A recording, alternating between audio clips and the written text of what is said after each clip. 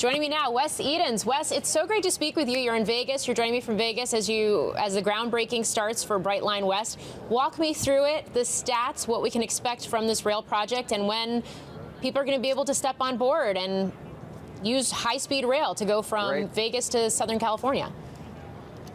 Here we go, our first high-speed rail in America is coming to you soon. So great to talk to you, Morgan. But so we're having the groundbreaking here this morning. It'll start the construction process that'll take us about 4 years to complete. This is a train that'll go right in the middle of I-15, which is behind me, and go to my right from here to the Los Angeles area. It'll be the first truly properly high-speed rail. So, 200 miles an hour. It'll be in the middle of the highway, entirely electrified, entirely run with renewable power. So truly the cleanest, greenest train in the world. And I think it's the beginning of something really, really monumental, not just for this railroad and connecting these regions, but also a real blueprint for how you're going to do this all over the U.S. So it's a properly big day for us. Yeah, and I do want to get into that blueprint piece of it. But first, $3 billion from the government. Just spoke a short while ago to Transportation Secretary Buttigieg, who's on site as well for this groundbreaking. $12 billion project overall. What does that mean in terms of the capital you'll raise from the capital markets and from investors, and why is this a compelling investment?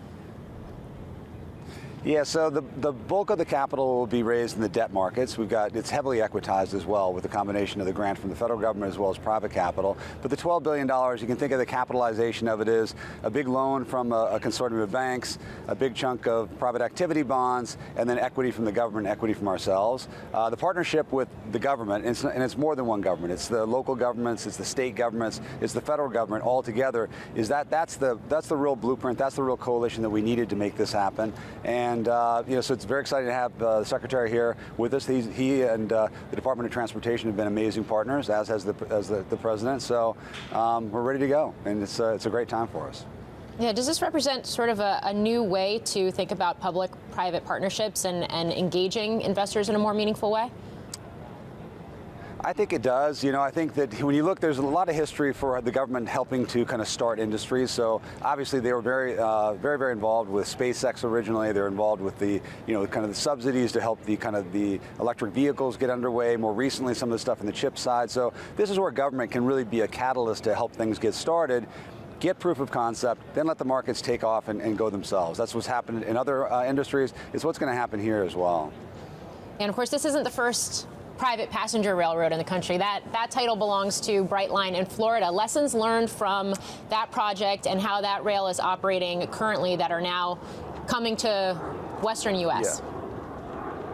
Yeah, I mean, first lesson is people love the train, right? So we have millions of people that ride our train down there. We recently started the service from Orlando to Miami, so the complete system. It's been, the response to it has been, tremendous. So practically a day doesn't go by where someone doesn't call me or write me and tell me how much they love our train. So the first lesson is it definitely works, and it's something that is a very investable product. The second lesson I'd say is that what we did there with the infrastructure was we used the existing infrastructure for the most part. So we used the rail corridor that we had access to from Miami up to Cocoa Beach, and then built new train lines over to Orlando. When we started out here, we said, look, we have access to I-15. We can build the entire thing as new tracks. You can put it in the middle of that highway. You put a fence around it. There can be no grade crossing, so no one has to worry about driving in front of it or any kind of accidents or whatnot. You can also electrify the whole thing. So, version 2.0, which is this one, I think is the blueprint of where you're going to see this replicated at other markets around the country. What will it take to turn a profit? Just people showing up. But when you look at it, these intercity rail systems around the world are all highly profitable. So basically, what you have is just the two coefficients that matter is how many people are going to ride it and how much are they going to pay. And how many people are going to ride it? There's about 50 million trips that happen between Las Vegas and Los Angeles and vice versa every year. 85% of those happen by cars. So simply having those people get out of their cars and get onto this train and have a 2-hour train ride rather than a 4 or 5 or 6 hour car drive is obviously a very, very compelling opportunity. In terms of revenue, I'd say when you look at all the train systems like London to Paris or Paris-Lyon or Madrid-Seville or Rome to Milan, they average about 50 cents to $1 in revenue per mile. Amtrak in this country, the Acela service from New York to Washington, D.C. is about $1.25. At those kind of riderships with these 50 million trips to kind of like try and get onto your system and those kind of revenues, this will be a highly profitable system. So I think again, the first one is the one that's the most important, and of the high-speed rails. We'll get this one up and going, and I think it will then catalyze a lot of development all over the U.S. on these other similar kinds of city pairs. Do you already have your eye on other routes? We do. I mean, obviously the ones that are most obvious are the Texas routes, right? So there's been a lot of chat about that. So, Dallas, Houston to San Antonio, Austin up to Dallas. So that's an obvious one. Atlanta, Charlotte is a great one. I think, from Portland to Seattle. There's a lot of people that are talking about it, and I think that proof of concept of one system can really then galvanize that and turn those into deals. So we haven't really sat down hard yet and approached it. We've been very, very focused on getting this one off the ground, so to speak. But when this is actually now under construction fully, those are all markets we're going to spend real time in, and I'm sure we'll find other opportunities. And if I shift from one type of infrastructure to another, you're also very heavily involved in infrastructure on the energy side with natural gas, with New Fortress Energy. I realize earnings are coming up in a couple of weeks, but to the extent you can walk me through some of the dynamics and your outlook on the energy complex right now.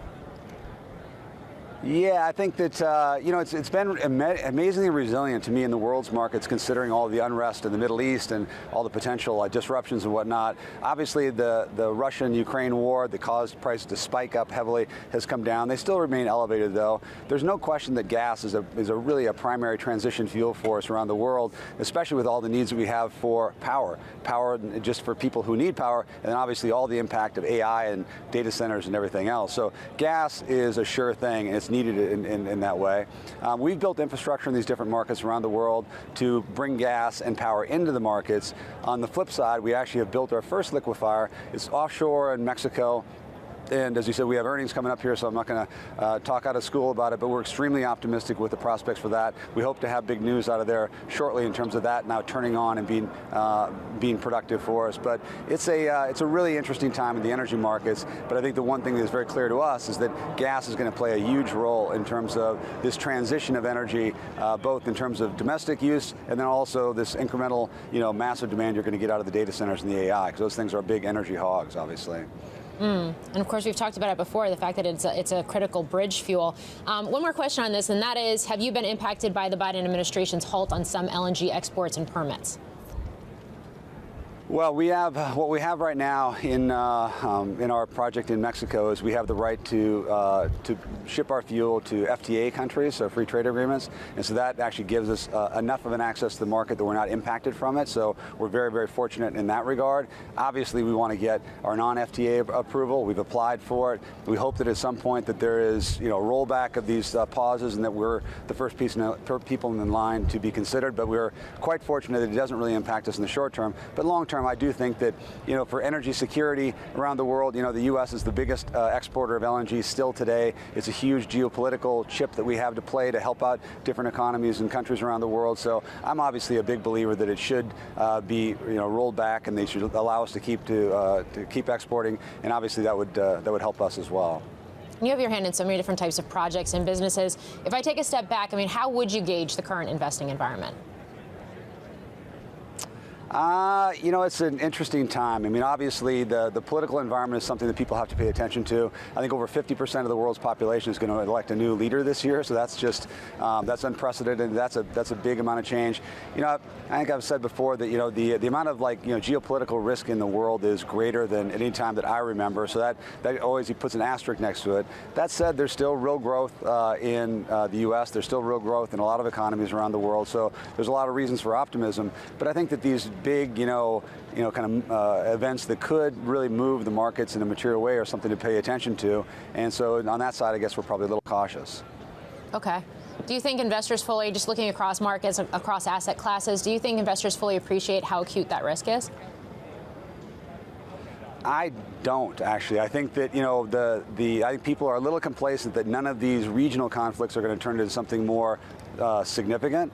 Of course, I have no insight on this. I'm not a political expert by any means, but there's a number of different regional conflicts that have the potential of being something which is more severe, and I think that could be a big shock. And so I think that it's easy to be complacent about something that isn't in your consciousness today, but I think the 3 or 4 major kind of conflicts around the world, I think they do have a real, they have the real potential for something to escalate into something more significant, and that's something for people to pay attention to, in my opinion.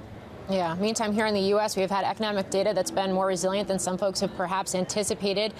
You've seen this stark repricing regarding rate cuts in the markets and a real run-up in rates over the past few weeks. Your thoughts? Does it continue? You know, I think that obviously the Fed is doing their job to try and keep inflation in check, and so that's obviously it's a key principle. That's the one key principle that they're focused on. It's probably been a little bit slower to come all the way back down, and that's what's caused a pause. I still believe that you're going to get rate cuts here sometime later this year, and I think that they'll be appropriate. Longer term, I think that the U.S. needs to get their fiscal house in order. I think that's a real that's a real issue for the U.S. I mean, you can't continue to spend more than you bring in. I mean, it wouldn't work for you and it wouldn't work for me, and it doesn't work for the country either. So I think that longer term, I think that that's a structural issue that really needs to be focused on. But I do think that rates are likely to come down over the course of the next 6 to 12 months, and then we'll go from there. Are you seeing signs that disinflation is still afoot, or is it looking sticky across your different businesses and from your sort of key vantage point as well? Yeah, if a lot of the price of materials and goods, I think, have come down significantly. The thing that is sticky is labor, right? So, if you're paying somebody, $30 an hour and they get a raise and they're at $35 an hour, the one thing you're pretty sure about is they're not going to be happy with $30 going forward, right? So I think that the wage inflation is something to point out, and the labor markets have been so robust, right? So there's been, increased number of jobs, and there's fewer people to fill them. So that's probably the one sticky thing, and I'm sure that that's the one aspect of it that the Fed is really focused on. Yeah. Shifting gears again, Bucks just coming off a win last night. The latest, the outlook for the team, and also how you're thinking about some of these dynamics, especially as the NBA, it's been a focus, some of these gambling scandals we've seen with certain players, whether we're going to start to see maybe some more rules or some shifts in terms of some of those dynamics and relationships. Yeah, first the Bucks, won in a row. So we went to the game last night. The guys played incredible. The whole team played really well.